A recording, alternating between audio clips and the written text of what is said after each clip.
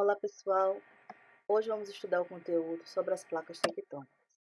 A teoria de placas tectônicas, ela estuda o movimento dessas placas, ou seja, como elas se movimentam no nosso globo terrestre, certo? Esta teoria ela também afirma que a nossa crosta terrestre, ela é dividida em vários blocos ou placas de rochas sólidas, certo? Eu trouxe aqui esta imagem para a gente revisar um pouquinho quais são as camadas da Terra. A nossa Terra, ela é formada pela camada, né, da crosta terrestre, manto e núcleo. E as placas tectônicas, elas estão ou elas se encontram na nossa crosta terrestre, tá certo? E na nossa crosta terrestre nós vamos encontrar os continentes e os oceanos. Então, essas placas elas são divididas em grandes sete placas maiores e várias placas menores, como a gente pode observar na placa norte-americana, na placa sul-americana, na placa africana, na placa Euroásia e assim sucessivamente, ok?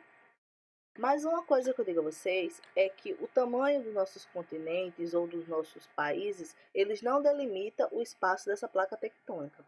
Podemos observar que ela é bem maior do que os próprios continentes. Olha um exemplo aqui, ó, na América do Sul, certo? Ó, olha o tamanho da nossa placa. E o nosso país, né, está bem praticamente no centro desta placa.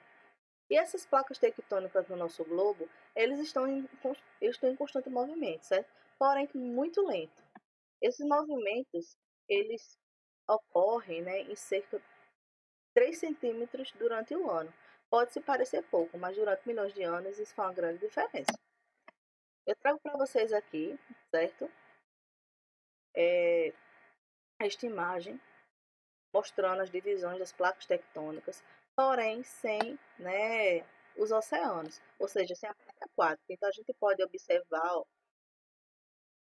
de forma acentuada aqui, certo? Como essas placas elas estão, digamos assim, organizadas, ok?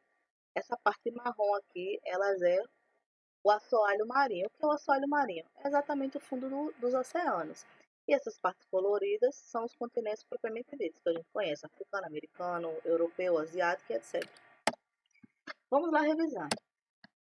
As placas tectônicas, elas são, né, blocos de rochas sólidas, certo? E que estão em constante movimento. Mesmo que lento, elas estão em constante movimento. Essas placas, elas fazem parte do quê? De qual camada? Da crosta terrestre, certo? E elas causam o quê? Modificação. Ela modela a nossa crosta terrestre, ou seja, o relevo que tem ali na nossa crosta terrestre, ele vai modificando todo esse, né? Todo esse relevo, toda essa nossa crosta terrestre, aonde ele vai movimentando, ok? Então vamos lá. Reforçando novamente, né? Que o movimento das placas, elas causam modificação nos relevos da Terra. Vamos observar, esse tipo de movimento, ele causa, né, esse tipo de modificação no relevo. Esse daqui a gente pode ver que existe uma elevação, nesse aqui houve um declínio, e na terceira imagem a gente observa a formação de um vulcão, né, que vai aí formar outros tipos de relevo que a gente vai analisar lá na frente. Porém, eu adianto para vocês que vamos estudar 3 tipos principais de movimento, certo? Que são o movimento convergente, divergente e deslocamento ou deslizamento que lateral, certo? O movimento divergente é aquele onde as placas elas se afastam uma das outras. Nesse tipo de afastamento, acaba o magma do interior da Terra subindo à superfície e se solidificando, ou seja, formando uma rocha, certo? E o que isso acontece? Quando ocorre esse afastamento, não sai, né? Aqui não ocorre, olha, a saída do magma. Esse magma, quando ele chega à superfície, ele vai solidificar, tudo bem. E o que isso vai acontecer? Exatamente, né? A criação um novo espaço na crosta terrestre, que seria o quê? O aumento, né, dessas placas tectônicas, ou seja, o aumento dessa área dessas placas. Olha a primeira imagem, olha a segunda imagem e olha a terceira imagem. O quanto essas placas elas se alargaram através do movimento divergente. certo? Quando a gente fala movimento divergente, vamos lembrar o quê? Que é um movimento em que as placas se afastam uma da outra, que ocorre o aumento da crosta terrestre ou o aumento da área das placas tectônicas, certo? Quando a gente fala do movimento convergente, esse movimento já é diferente. Essas placas, elas vão se chocar uma com a outra e criar também sobreposições, certo? Neste tipo de movimento, as placas ocorre destruição. Uma vai acabar, né, perdendo para a outra, digamos assim. Em que sentido? Quando uma placa ela vai se chocar com a outra, né? Elas vão se chocar, a mais densa ela vai, certo? Ficar por baixo da menos densa. Quando ela faz isso, ela acaba, né, dobrando a outra placa. Como a gente pode ver aqui, ó, essa placa mais densa, ela acabou, né, ficando por baixo da placa menos densa. A placa menos densa acabou se dobrando. E esse tipo de dobramento vai fazendo o quê? Construindo o quê? Cadeias de montanhas, certo? Esse tipo aqui, quando uma vai, certo? Lá batendo na outra, quando houver essa sobreposição, uma placa ela vai se dobrar e esse tipo de dobramento vai auxiliando na formação das cadeias de montanhas. E a gente vai vendo o quê? Porque quando a placa mais densa ela entra, certo? Ela fica por baixo da outra, ela está voltando novamente para o manto. E isso é o que vai causando a destruição, porque uma vai também se destruindo e a outra vai se modificando, certo? Então elas vai tendo um tipo de destruição, elas não vão sendo mais as mesmas, elas vão modificando e também modificando a crosta em cima. Então a gente também percebe que quando ela vai voltando ao manto, ela vai lançando o que para fora, né? Aqui para a nossa crosta terrestre. Magma também. E a gente sabe que o magma, quando ele chega à superfície, ele vai se solidificando, né? E vai modificando aquela parte lá em cima. Nesse caso aqui, ele vai auxiliando na formação de quê? Das cordilheiras, como exemplo do Himalaia e dos Andes. Já no movimento do deslizamento lateral ou transformante, esse tipo de movimento, ela ocorre em direções opostas, certo? E o que é que acontece? Acontece que nessas placas não há desastre, também não há expansão, né? E elas só vão se movimentando uma para cima, outra para baixo, em movimentos o quê? Opostos, tá certo?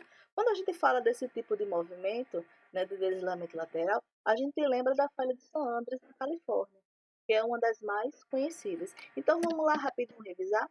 Nos movimentos divergentes, né, elas vão se divergir em direções opostas uma da outra, né, e vai acabar, né, ocasionando na criação, né, da crosta terrestre e do aumento das placas tectônicas. Já no movimento convergente, essas placas elas vão se movimentar, né, em direção uma à outra, certo?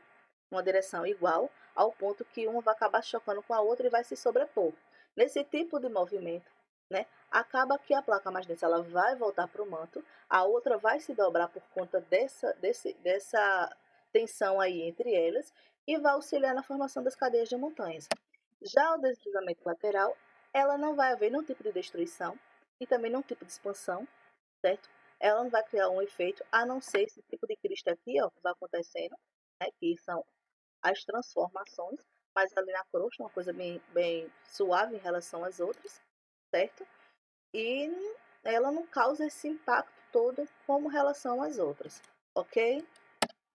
Então, pessoal, esse tipo de movimento das placas tectônicas, elas podem causar alguns efeitos. E o que seria isto, né? Quando elas estão se movimentando, dependendo do tipo de movimento, tipo de impacto que uma vai ter em relação à outra, elas causam o quê? Tremores de terra, como terremotos, pode causar tsunami, e vulcanismo, como a gente viu lá no caso das convergentes, não é isso? E estes efeitos, ele acaba fazendo o quê? Modificando o nosso relevo. A gente viu que ele realmente, de acordo com esses movimentos que eles vão tendo, como essas placas elas vão ali se interagindo, vão se encaixando ou tentando se encaixar, ela cria toda essa dinâmica aí diferenciada, né, na nossa crosta terrestre. E é graças a esses movimentos, certo, que a dinâmica do nosso planeta ela vai modificando, certo? A gente viu que lá na Pangeia, bem rapidinho, né? A gente viu que lá na Pangeia todos os continentes eram juntos, né? E que ao longo do percurso eles foram se divergindo, eles foram se afastando e formando essa conformação. Mas também eu trouxe para vocês no início da aula a informação de que esses continentes eles estão se movimentando desde aquele tempo da Pangeia, mesmo que seja 3 centímetros aí, e durante muitos anos eles vai se, né, diferenciando, vai formar outras conformações, né, no nosso planeta. O que a gente vê hoje pode ser que no futuro seja extremamente diferente, não é isso? Então, pessoal, vou ficando por aqui. Beijo para vocês. Qualquer dúvida, me procura lá no privado, certo? No WhatsApp. E a gente vai se interagindo durante as atividades. Beijão.